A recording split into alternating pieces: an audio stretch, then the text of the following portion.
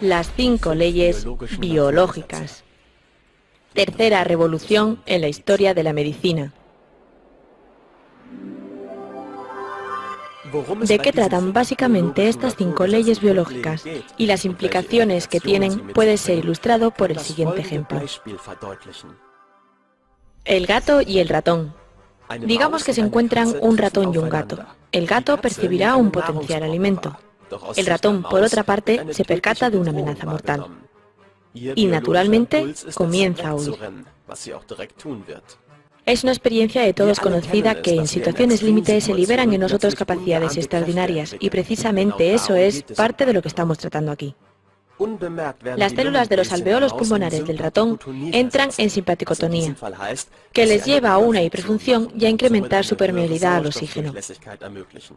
De esa forma, el ratón es capaz de inspirar más eficazmente y continuar corriendo por más tiempo. Después de correr durante un par de minutos y encontrar un refugio seguro, el ratón comenzará a continuación a jadear para recuperar el aliento otros 2 minutos. Decimos ahora que está en estado vagotónico o parasimpaticotónico. Una situación equivalente en la vida humana sería recibir del médico un diagnóstico fatal o muy peligroso de cáncer, situación que evaluaríamos de forma similar a la del ratón.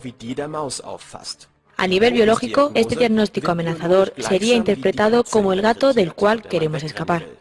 Pero a diferencia del ratón, no podemos huir del diagnóstico en un sentido literal, al contrario de lo previsto por nuestra biología. El miedo a la muerte se perpetúa. El paciente es incapaz de dormir, no tiene apetito y no descansa, pues en él está activo un programa biológico que le impulsa a escapar de una amenaza mortal.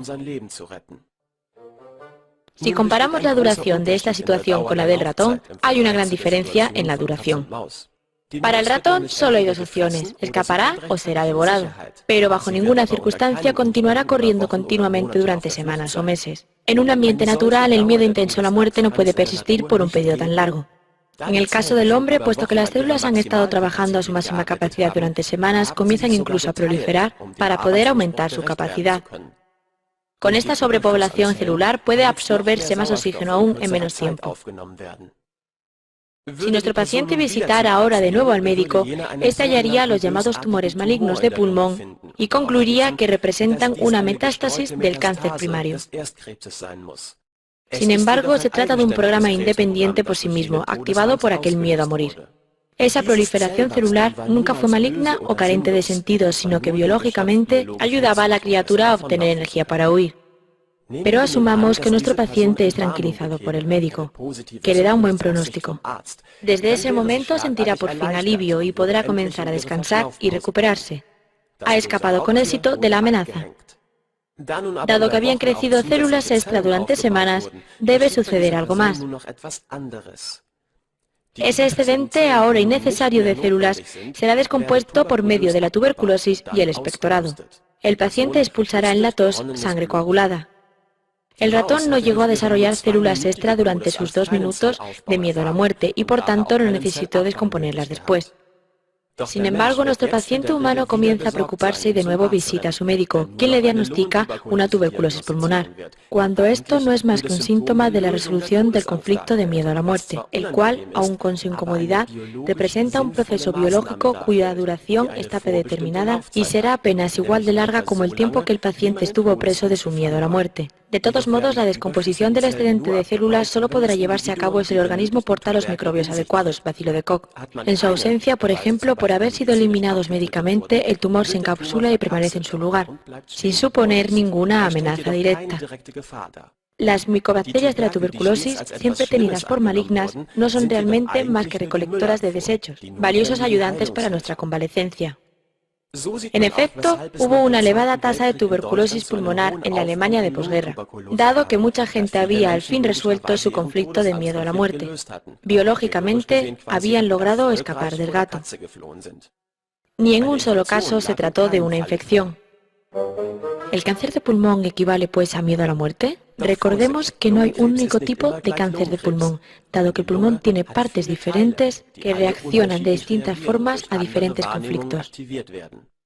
Nuestro ejemplo se refería explícitamente a los alveolos pulmonares. Para los conductos bronquiales, la pleura y las células calciformes existen otros programas independientes que se activan y cursan de distintas formas, pero que en ningún caso se trata de procesos malignos, sino biológicamente significativos. Nunca se dan las llamadas metástasis y el denominado cáncer de pulmón nunca es causado directamente por el tabaco u otros agentes tóxicos.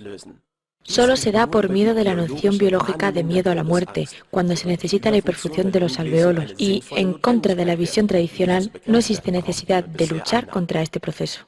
Nada nos indica aquí un error de la naturaleza que debamos reparar, como siempre se ha asumido tanto por parte de la medicina convencional como de otras medicinas alternativas. ¿Fueron el cáncer y las demás llamadas enfermedades nuestros salvavidas en el pasado? Si las 5 leyes biológicas postuladas por el Dr. James son correctas, todo cuanto creíamos saber se vuelve del revés. La maldición. Cáncer. El puzzle ha sido por fin resuelto. ¿Y qué hay de el SIDA? ¿La leucemia? ¿Las parálisis? ¿La diabetes? Otro tanto. Demasiado bueno para ser verdad,